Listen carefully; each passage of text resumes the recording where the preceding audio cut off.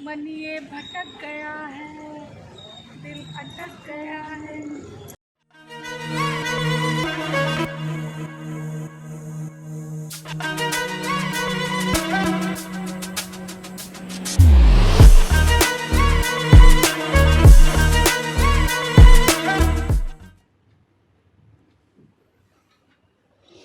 Hello friends, Radhe Radhe. कैसे हैं आप सब लोग?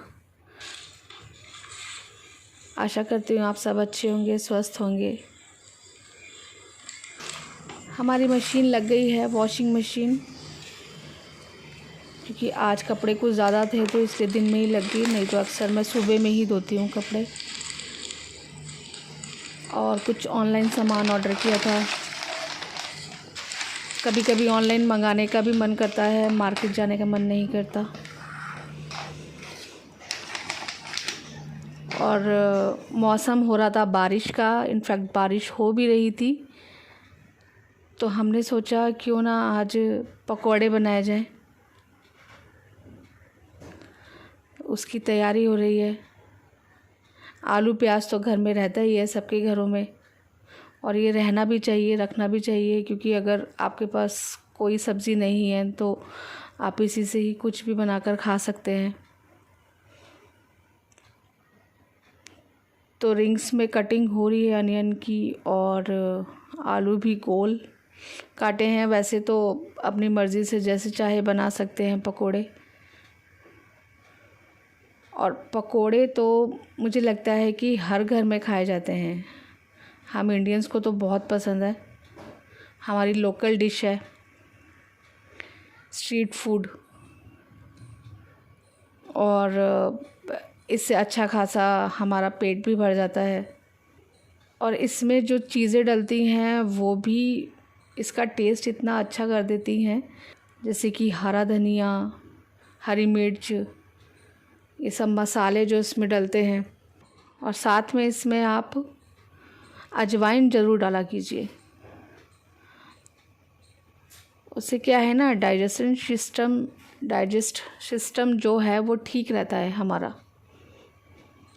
जो भी हम फ्राइड खाते हैं, हमें पसंद तो बहुत आता है, लेकिन सेहत का भी ध्यान रखना ज़रूरी है।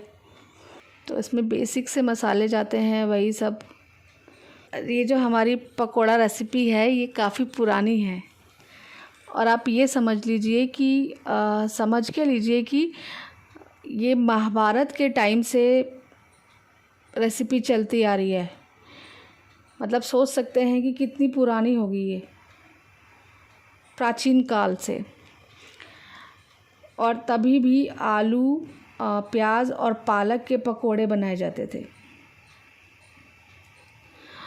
और उस वक्त भी ये लोग खाते थे सब पकोड़े, और आज तक ही चलता आ रहा है। और ऐसा कहा जाता है कि एक इंडियन रेस्टोरेंट था पेशावर में, उसने 1930 में इस रेसिपी का इन्वेंट किया। लेकिन मुझे नहीं लगता कि ऐसा कुछ हुआ होगा, क्योंकि सबकी एक अपनी एक थ्योरी होती है। सब ये सोचते हैं कि हम ये बता दें, हम वो बता दें।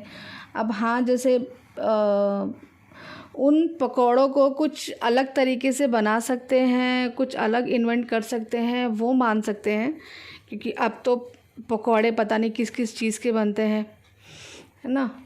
लेकिन जो पकौड़े जो बेसिकली जो हैं, जैसे हम बनाते हैं आलू प्याज का, जो ये पकौड़ा जो बनाते हैं पकौड़े, ये तो बहुत प्राचीन है। महाभारत के टाइम से ये चलता आ रहा है ये रेसिपी। तो आप सोच सकते हैं कितनी पुरानी है। 1930 में तो शायद लोगों को पता भी होगा कि पकोड़े क्या होते हैं, और बहुत खाते थे। ये यूपी में इतना चलता है, यूपी में, दिल्ली में। मतलब पकोड़े मुझे लगता है कि हर स्टेट में खाए जाते हैं, और बड़े ही शौक़ से खाते हैं लोग। और इतनी सारी सब्जियां हैं जिनके सबके पकोड़े बन जाते हैं अब तो। मतलब ये इन्वेंट लोगों ने किया है, ये मान सकते हैं। यहाँ तक कि करेले का पकोड़ा भी बना है शायद, लेकिन हमने कभी ट्राई नहीं किया, ये हम करना भी नहीं चाहेंगे और शायद आप लोग भी नहीं करना चाहेंगे। और एक अनियन रिंग्स भी बनती हैं, अनियन रिंग्स जो बर्गर के साथ, ये आपके टोस्ट वगैरह होते हैं जो फ्रेंच टोस्ट बनाते हैं रेस्टोरेंट में, उनके साथ सर्व की जाती है। बाहर फॉरेन में इतना चलन है इनका, इनको डीप फ्राई जो बोलते हैं, और यहाँ आके जो एक ही होता है कि आप इतना फ्राई खाते हो, लेकिन वहाँ भी बहुत खाते हैं। फॉरेन में भी कोई कमी नहीं है इन डीप फ्राई डिशेस की, और इतना लोग पसंद करते हैं। वहाँ भी ऐसे ही खाते हैं, फ़िश फिंगर ये वो। नॉन वेजिटेरियन में भी बनता है पकौड़ाज, और वेज में तो क्या ही कहने। एक बार सोच रही हूँ कि बैगन के पकोड़े भी बनाकर देखे जाएं, अच्छे बनते हैं। मैंने देखे हैं कहीं कि बैगन को गोल गोल काट के, गोल वाला बैंगन, और उसके पतला स्लाइस काट के उसके पकोड़े भी बहुत अच्छे बनते हैं।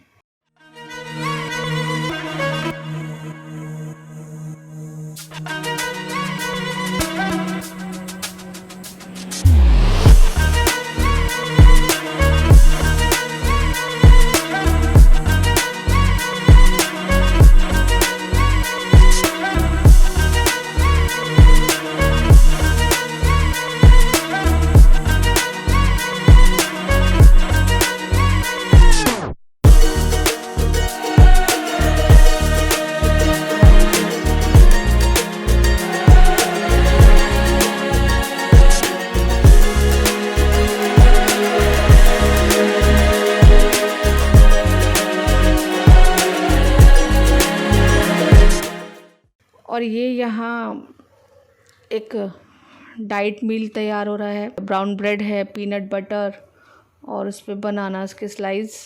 जो भी डाइट कॉन्शियस है अपनी हेल्थ का, भाई एक जो है, एक बंदे को पकोड़े पसंद है तो उसके लिए पकोड़े बन रहे हैं। कुछ को पकोड़े खाने हैं, कुछ को ब्राउन ब्रेड खानी है, कुछ को फ्राई नहीं खाना है, कुछ को ऑयली नहीं खाना है। सबकी अपनी चॉइस है, उसके हिसाब से ही घर पर सब कुछ करना पड़ता है, बनाना पड़ता है, तभी फैमिली को खुश रख सकते हैं। ये तो मेरे ख्याल से हर कोई एक फ़ीमेल, हर कोई एक वुमेन करती है।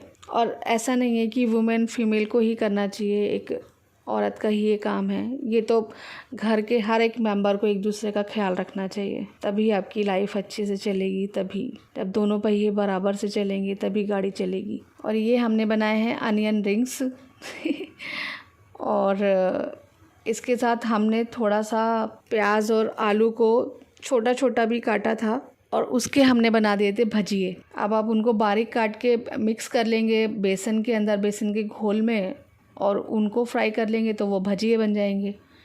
और अगर आप ये अलग अलग बनाएंगे एक एक करके, आलू के, प्याज के, पालक के, पनीर के, तो ये पकोड़े बन जाएंगे। तो ये पकोड़े तो एक तरह से जान है हम इंडियंस की। मतलब अगर शाम को अगर हमारा मन कर रहा है कुछ कि हमें होममेड भी चाहिए और उसका टेस्ट भी आना चाहिए, कि कुछ बाज़ार जैसा भी लगे, कुछ हमारा एक एपेटाइज़र, एक अच्छा सा मुंह को स्वाद देने वाला, तो हमारा ध्यान सिर्फ पकोड़ों पर जाता है। समोसे बनाने में भी थोड़ा टाइम लगता है, ब्रेड पकोड़ा में भी फिर उसमें भी एक झंझट है। लेकिन पकोड़े का क्या है कि बस सब्जियां हैं जो आपके पास, जो भी घर पर, उनको काटा, बेसन का घोल बनाया और बना दिए पकोड़े। और फ्रेंच फ्राइज़ भी इसी कैटेगरी में आता है, वो भी एक पकोड़ा टाइप की डिश है। क्या उसमें बेसन का लेप नहीं लगा है, लेकिन है तो वही वो डीप फ्राई, जिसे लोग बड़े चाव से खाते हैं। बाहर बड़ा ही उसका चलन है फ्रेंच फ्राइज़ का, सुबह शाम दिन रात यही सब खाना होता है, उनका खाना ही यही है।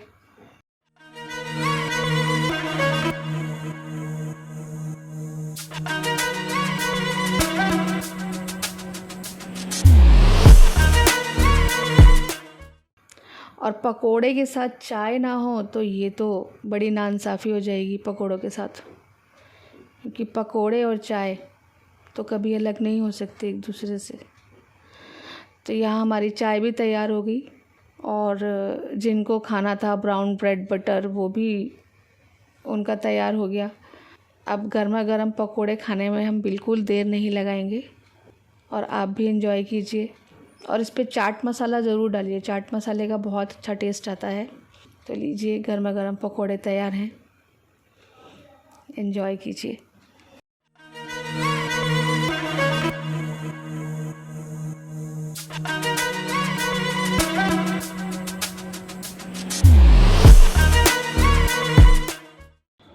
दोस्तों, अगर आपने मेरे चैनल को अभी तक सब्सक्राइब नहीं किया है तो उसे सब्सक्राइब कर दें प्लीज़ प्लीज़ प्लीज़, और बेल आइकन को प्रेस करना ना भूलें। तो दोस्तों, आज के ब्लॉग में बस इतना ही। आपसे जल्दी ही मिलती हूँ अगले ब्लॉग में। तब तक के लिए आप अपना ख्याल रखें, अपने आसपास लोगों का ख्याल रखें।